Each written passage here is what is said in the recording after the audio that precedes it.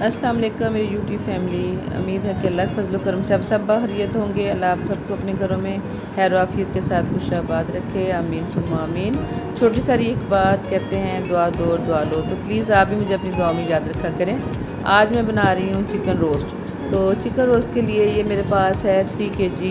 ये है मेरे पास चिकन और इसको मैंने अच्छा सा वॉश करके इसको मैंने कट लगा दिए हैं। अब मैं इसमें डालूँगी 1 टेबलस्पून भर के नमक और इसके साथ मैं डाल दूँगी सिरका। तो सिरका मैंने कोई डाला है कि 4-5 चम्मच। तो इसमें सिरका डाल के तो मैं इसमें डाल दूँगी कोई 2 लीटर पानी। एक दफ़ा मैं वॉश कर चुकी हूँ अच्छा सा, लेकिन अब मैं 2 लीटर पानी डाल के इसको अच्छा सा ज़रा भिगो दूँगी। हाथ से हिला के सारा मिक्स करके रख दूँगी 10 मिनट के लिए।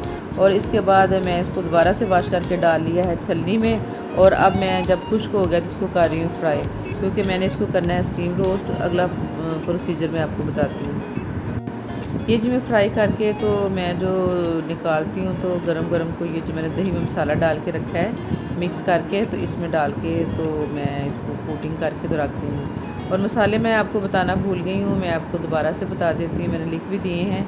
1 पाव मैंने दही लिया है, उसमें डाला है सुरख मिर्च का 1 चम्मच भर के पाउडर जो था सुरख मिर्च का, नमक 1 खाने का चम्मच भर के, हल्दी 1 चाय का चम्मच, ज़ीरा पाउडर 1 खाने का चम्मच और सूखा धनिया पाउडर 1 खाने का चम्मच भर के।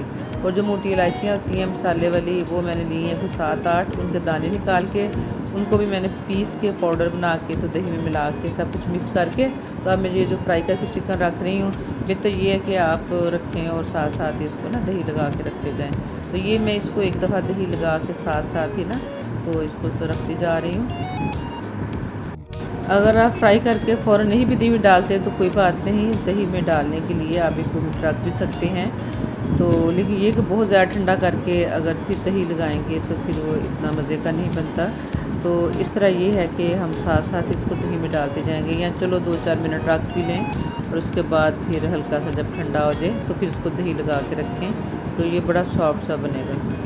तो ये देखें ऑलमोस्ट चिकन मैंने सारा फ्राई कर लिया है और ये अब कंप्लीट होने वाला है। और मैं अब सबको दही लगा के तो रख रही हूँ इसमें, और दिखाती हूँ मैं आगे। सारा चिकन जो है वो हम उसको दही लगा के एक दफ़ा रख चुके हैं, रात में मैंने रखा था। और अब मैं दोबारा से जो मेरा दही का मटीरियल बच गया है, दही लगे हुए को दोबारा मैं लगा के ना इस बाउल में डाल रही हूँ। और अब इसको मैं डाल के तो रख दूँगी 3-4 घंटे के लिए। और अगर आप चाहें ज़्यादा टाइम देना तो चाहे ओवरनाइट इसको रख दें, 5-6 घंटे के लिए रख दें, लेकिन कम से कम कोई 1 घंटा ज़रूर इसको दें ना। मैरिनेट करने के बाद आप इसको रख दें फ्रिज में।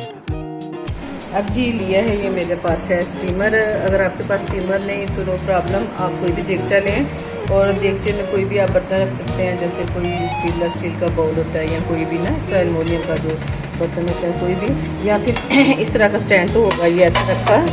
और इसके ऊपर वो जो दूध वाली जाली होती है जो दूध के ऊपर हम रखते हैं वो रख दें, तो उसके ऊपर आप कर सकते हैं। लेकिन मेरे पास ये स्टीमर है और स्टीमर के साथ मेरे पास पहले मैं डालूँगी इसमें पानी, इसमें मैं पानी डालूँगी इसमें। तकरीबन 1 लीटर मैंने पानी डाला है। ये मेरा स्टीमर का निशान है, तो थोड़ा कम, तो इतना मसला नहीं। तो इसमें पानी डाला है और अब मैं इसमें ये इसकी जाली है और अब इस पर रखती हूँ चिकन।